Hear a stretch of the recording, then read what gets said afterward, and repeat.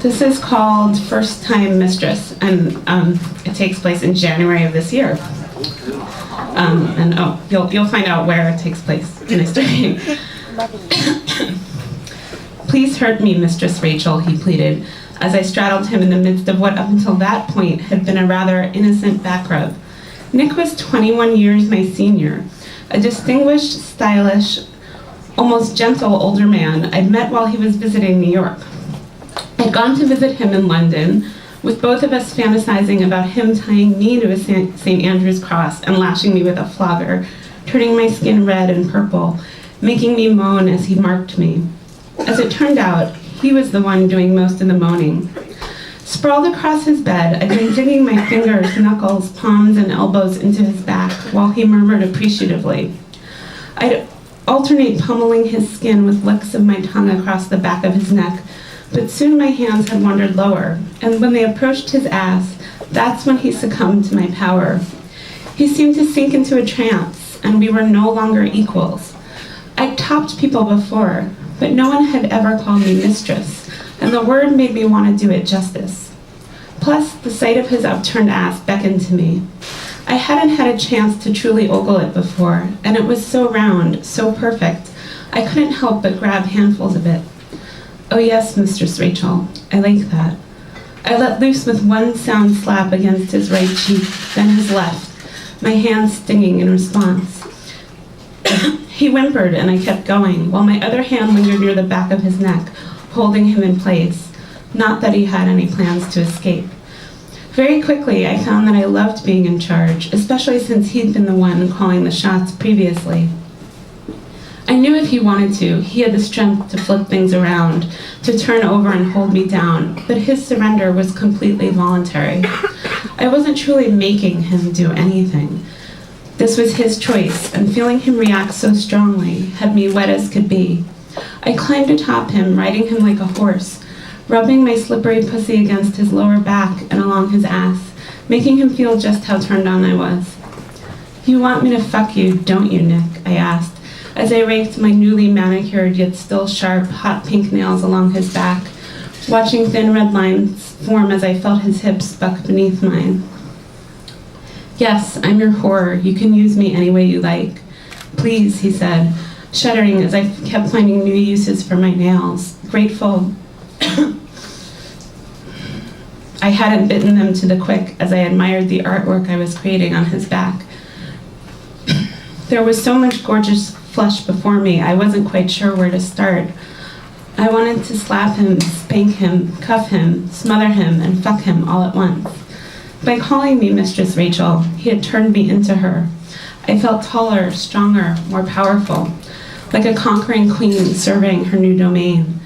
I reached down and ran my fingers along my wetness, then shoved my fingers inside, coating them with my juices before bringing them to his lips. He eagerly gobbled them while I tugged on his short, salt and pepper hair.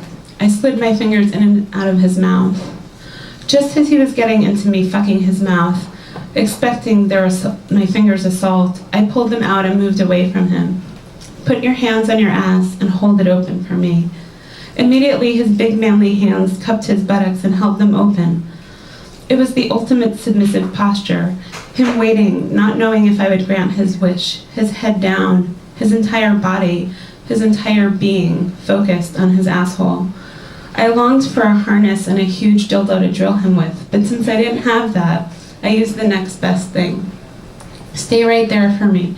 Don't move an inch. I'll be right back. I scampered off the bed and headed downstairs for some lube. Even if I'd had it with me upstairs, I'd have made an excuse to leave, to test his obedience, to see how badly he needed to be fucked. Even though I was in his home, it suddenly felt like he was in mine, like he was mine, in fact.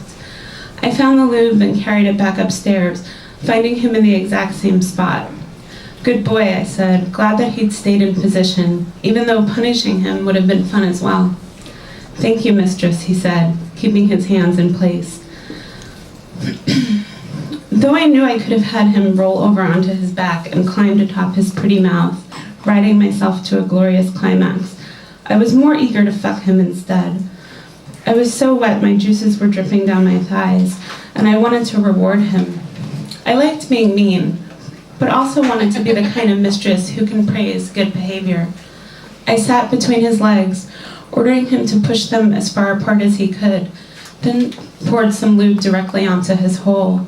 I used more than I needed, watching it drip onto the bed, then coated my fingers as well. "Do you want me to fuck your ass, Nick?" I asked again, even though both of us knew the answer. He moaned and said, "Yes, mistress, please use me." I proceeded to slide my forefinger and middle finger inside, both of them disappearing easily. He sucked me in tightly, and soon I was fucking him much the way I'd fucked his mouth earlier. I raked my nails down his back as I tried to get deeper and deeper into him, exploring this new territory. I was breathing hard, caught up in the moment as he arched upward to meet my thrusts. It was clear that he could take more, much more. "I had no idea how badly you needed to be fucked, Nick. And I really like fucking you," I observed as I added a third finger. "Yes, mistress, you can do whatever you want to me. I'm here to serve you." I curled my fingers slightly upward while he jerked up and down, humping the bed as he reveled in the force of my fingers. His back was a mosaic of redness. I could hardly believe this was the same suave man who'd picked me up, the charming, distinguished gentleman who ran his own business and had previously given me one of the harshest spankings of my life. He was clearly so at home with his face scrunched up, sinking into the depths of his bed, allowing me to dominate him. His ass was greedy too. I could tell there was room to fill him with something longer and wider. "Good answer, because you are going to serve me for the rest of my time here." I fucked him for a few more minutes until his squeals became uncontrollable, his anus tight around me. Then I pulled out